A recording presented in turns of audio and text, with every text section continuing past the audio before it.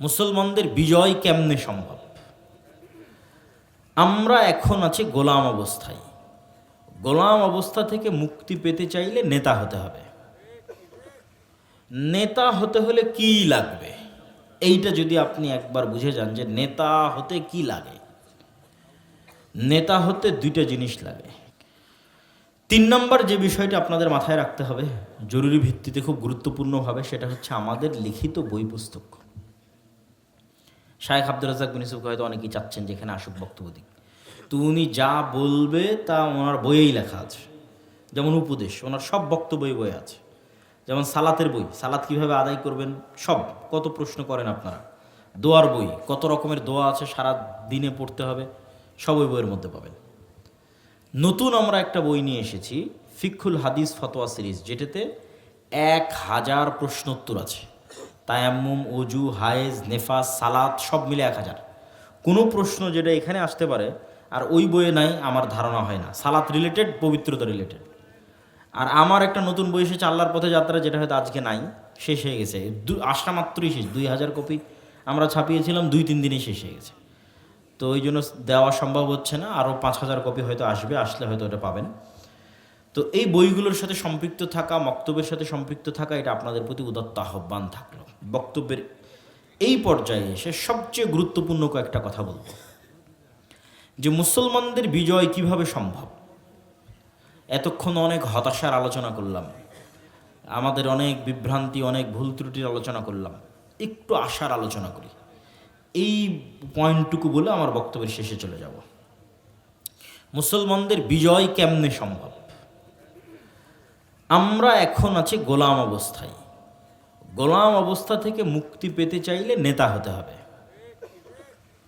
নেতা হতে হলে কি লাগবে, এইটা যদি আপনি একবার বুঝে যান যে নেতা হতে কি লাগে। নেতা হতে দুইটা জিনিস লাগে। 1 নম্বর ন্যায়পরায়ণতা, সত্যবাদিতা, আমানতদারিতা। এটা হলো নেতৃত্বের আঁতুড় ঘর, নেতৃত্বের বীজ। যে আমি একটা ধান গাছ রোপণ করলাম, এখান থেকে এখন ধান গাছ বের হবে। তো আমি নেতা চাই, নেতা আসবে কোথায় থেকে?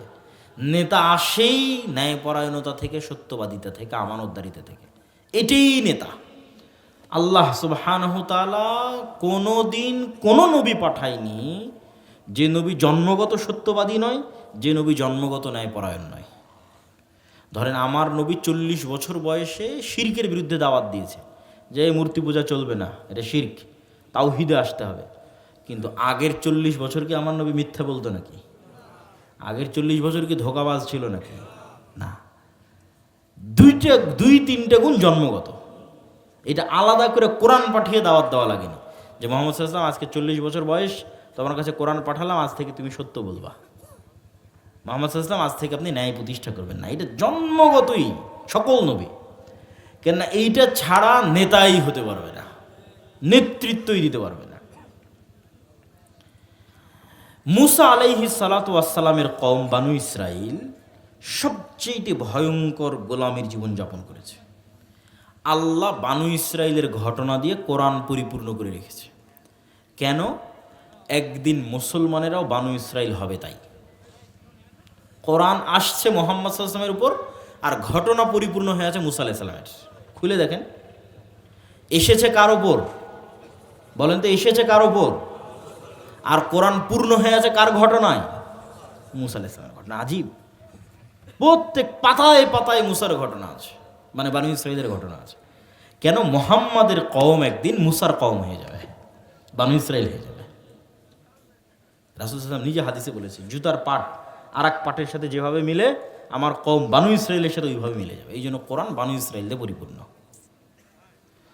তো বানু ইসরাইলের এরা ফেরাউনের গোলামি করতে করতে করতে করতে করতে করতে একটা টাকার জন্য মারামারি, একটা রুটির জন্য মারামারি। কেন? গোলাম হলে এটাই সিচুয়েশন হয়। এখানে 10 জন মানুষকে আমি 10 দিন থেকে খাবার দিই না, একটা রুটি দিয়ে বললাম খা এখন তোরা, একজন আরেকজনকে মারামারি করবে না? করবে না? করবে। এইটা গোলামির নেচার। আর হত্যাও করবে, মিথ্যা তো বহু দূরে থাক, দুর্নীতি ধোঁকা তো বহু দূরে, হত্যা পর্যন্ত করবে একটা রুটির জন্য। এই গোলামির কালচারের উপর বানু ইসরাইল বড় হয়েছে 300 বছর। অথচ এরা নবীর সন্তান, এরা ইব্রাহিমের সন্তান, ইসহাকের সন্তান, ইয়াকুবের সন্তান, ইউসুফের সন্তান, ইউসুফের 11 ভাইয়ের সন্তান, মুসা আলাইহিস সালাম, হারুন আলাইহিস সালাম। কিন্তু এরা 300 বছর ফেরাউনের গোলামি করতে গিয়ে শুধু মিথ্যা, ধোঁকা, দুর্নীতি এটাই শিখেছে। আল্লাহ বলল, এই দাউদ যখন তেলাওয়াত করে আলাইহিস সালাতু ওয়াস সালাম জাবুর, সব মাছ নদীর ধারে চলে আসে, তোমরা মাছ ধরবা না। এরা কি পরিমাণ 2 নম্বরই বুদ্ধি রাখতো, এরা করলো কি, ওই মাছগুলো বানা দিয়ে বেড়া দিয়ে ঘিরে দিল, যে বলে ঠিক আছে আজকে আর ধরলাম না, পরের দিন ধরবো। এই 2 নম্বরই বুদ্ধির ব্রেন ছিল বানু ইসরায়েলের। এবার আপনি দেখেন যে মুসলমান আর বানু ইসরায়েল মিলেছে না মিলেনি? মিলেছে। আপনি ইউরোপে যান, লন্ডনে যান, আমেরিকায় যান, কত 2 নম্বরই ধোঁকাবাজি, রাস্তা দিয়ে কাগজপাতি জাল জালিয়াতি করে কি করতে হয় এটা মুসলমানদের চেয়ে বেশি কেউ জানে না। এটা ধোঁকাবাজ, মিথ্যুক, দুর্নীতির উপর মুসলমানদের এখন বেড়ে হওয়া, তাহলে নেতা হতে পারবে না। কেন নেতার প্রথম শর্তই এটা। এই জন্য মুসা আলাইহিস সালাতু ওয়াস সালামকে যদি আল্লাহ বানু ইসরায়েলের সাথে বড় করতো, তাহলে ওদের সাথে পালিয়ে বেড়াতে হতো, মন ছোট হয়ে যেত। মুসা আলাইহিস সালামকে ফেরাউনের বাড়িতে দিয়েছে, তাহলে ফেরাউনের বাড়িতে থাকার কারণে ওনার নেতৃত্বের যে মৌলিক গুণ, এটা বিকাশ হয়েছে। এই জন্য বানু ইসরায়েলের একজনকে যখন ফেরাউনের একজন ব্যক্তি জুলুম করতেছে, মুসা আলাইহিস সালাম এক থাপ্পড় দিয়ে দিয়েছে। আপনি কল্পনা করেন যে তৎকালীন বানু ইসরায়েলের কেউ সাহস করবে কিনা একটা থাপ্পড় দিতে? কেউ সাহস করবে না। কেন? 300 বছর থেকে গোলাম থেকে তো ওই সাহসটাই নাই, ওই সত্য, ওই ন্যায়ের আওয়াজটাই নাই। কিন্তু মুসা আলাইহিস সালাম যেহেতু ফেরাউনের বাড়িতে বড় হয়েছে, উনি তার গোলাম অবস্থায় বড় হয়নি, ফলত নেতৃত্বের মূল গুণগুলো তার মধ্যে ছিল। দিয়েছে এক থাপ্পড়, এক থাপ্পড়ই শেষ। তো এই আলোচনা থেকে শেষ আলোচনায় চলে আসি। কুরাইশদের মধ্যে অন্য কিছু থাক আর না থাক, এই সত্যবাদীতে ন্যায়পরায়ণতা ছিল নেতাদের মধ্যে। যেমন কুরাইশদের নেতা আব্দুল মুত্তালিব মুশরিক হতে পারে, মিথ্যুক নয়। কুরাইশদের নেতা মুহাম্মদ সাল্লাল্লাহু আলাইহি ওয়াসাল্লামের চাচা আবু তালেব মরা পর্যন্ত তাওহীদ গ্রহণ করেনি, কিন্তু আবু তালেব দুর্নীতিবাজ নয়, আবু তালেব ধোঁকাবাজ নয়, আবু তালেব মিথ্যুক নয়। এই জন্য আবু তালেবের ছেলে আলী যখন ইসলাম গ্রহণ করেছে, আলী বিন আবি তালেব, তখন বিশ্বের নেতা। কেন? নেতৃত্ব তো রক্তের মধ্যে আছে, ওই জন্য বিশ্বের নেতা হয়ে গেছে। আবু সুফিয়ান প্রত্যেক যুদ্ধে মুহাম্মদ সাল্লাল্লাহু আলাইহি ওয়াসাল্লামের বিপরীতে প্রধান নেতা, প্রত্যেক যুদ্ধে। আবু সুফিয়ান রাদিয়াল্লাহু তাআলা, বদর, উহুদ, খন্দক, বদরে আবু জাহাল, বাকি সব যুদ্ধে আবু সুফিয়ান। এই আবু সুফিয়ানও মুহাম্মদ সাল্লাল্লাহু আলাইহি ওয়াসাল্লামের নামে কোনোদিন মিথ্যা বলেনি। এরা এই মিথ্যা বলাটা জানতো না। ফলত আবু সুফিয়ান যখন নিজে ইসলাম গ্রহণ করেছে, তখন ওর বংশরত রক্ত নেতা, রক্তই নেতা, কেন? সত্যবাদীতে ন্যায় পড়া নেতা। ফলত ওর বংশে মুআবিয়া থেকে শুরু করে তারপরে পুরো উমাইয়া শাসন আমলে সারা পৃথিবীর অর্ধেক পর্যন্ত বিজয় করে ফেলেছে। নেতৃত্বের গুণ দিয়ে সারা পৃথিবীর অর্ধেক বিজয় করেছে। তাহলে নেতা হতে হলে আগে লাগবে সত্যবাদিতা, আমানতদারিতা, ন্যায়পরায়ণতা। এই ক্রাইটেরিয়াতে বাদ মানে শুরুতেই নেতা বাদ, এর পক্ষে আর নেতা হওয়া সম্ভব নয়। এই জন্য ইহুদি খ্রিস্টানেরা মুসলমানদের মধ্যে 2টা কালচার অব্যাহত রেখেছে, যাতে মুসলমানেরা জীবনে কোনো দিন, মুসলমানদের মধ্যে জীবনে কোনো দিন সত্যবাদী নেতা না আসে। সেই কালচারের একটা কালচার হচ্ছে ডেমোক্রেসি, গণতন্ত্র। এই গণতন্ত্রে এক দলের নেতা আর এক দলের বিরুদ্ধে তো বলবেই, একই আসনের মনোনয়ন প্রার্থী একই দলের এক নেতা আর এক নেতার বিরুদ্ধে বলবে। তাহলে এই নেতার নেতৃত্বের শুরুটাই হচ্ছে কিসের উপর? মিথ্যার উপর, ধোঁকার উপর, দুর্নীতির উপর।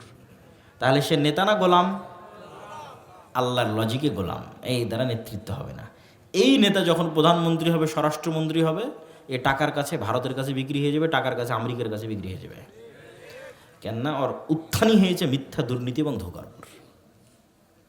তাহলে এই সিস্টেম সত্যবাদী মানুষকে নেতা হতে দিবে না, মিথ্যুককে নেতা বানাবে। আর একটা হচ্ছে সুদ। যত গ্রামগঞ্জের মা এবং বোনেরা কিস্তিতে সুদ নিয়েছে, হলফ করে বলুক, কসম করে বলুক যে নিজে মিথ্যা বলেনি, ছেলেকে দিয়ে মিথ্যা বলায়নি কিস্তির টাকা পরিশোধের সময়। তাহলে নেতৃত্বের শুরুতেই ধ্বংস করে দেওয়া হয়েছে, মানে সব মা এবং বোনেরা যেন মিথ্যুক হয়ে যায়। তাহলে মা এবং বোন যখন মিথ্যুক, তখন মা এবং বোনের গর্ভে কি সালাহুদ্দিন আইয়ুবীর জন্ম হতে পারে? হতে পারে না। মোহাম্মদিন কাসেমের জন্ম হতে পারে? কেন? এরকম বীর বিক্রম পুরুষের জন্য প্রথম শর্ত, নেতার জন্য প্রথম শর্ত সত্যবাদী, ন্যায়পরায়ণ। তাহলে এই 1 নম্বর ক্রাইটেরিয়াতে আমরা ফেল। তাহলে আপনি বলবেন ইসলাম প্রতিষ্ঠা করতে চাই বাংলাদেশে, তাহলে একটা প্রজন্ম লাগবে যে প্রজন্ম সত্য বলতে জানে, ন্যায় প্রতিষ্ঠা করতে জানে। একটা প্রজন্ম লাগবে। ওই প্রজন্ম যদি ওসি ডিসি এসপি মন্ত্রী মিনিস্টার হয়, আর যদি বলে টাকার কাছে বিক্রি হবে না, যদি প্রকৃত ইসলামটা জানে। এখন তো ওসি ডিসি এসপি মন্ত্রী মিনিস্টার, এসিল্যান্ড সাব রেজিস্টার সবাই নামাজি, সবাই ওমরাকারী, কিন্তু দায়িত্বে যখন বসে তখন ঘুষ নেয়, 2 নম্বরে কাজ করে। তাহলে তো প্রকৃত ইসলামও বুঝিনি। এই প্রকৃত ইসলামটা বুঝাতে হবে যে তোমরা নেতা হও, নেতা হতে হলে সত্য বলতে হবে, গোলামির জিঞ্জির ভাঙো, গোলামির জিঞ্জির ভাঙতে চাইলে ন্যায় প্রতিষ্ঠা করতে হবে। একটা প্রজন্ম যদি সত্যবাদী ন্যায় প্রতিষ্ঠা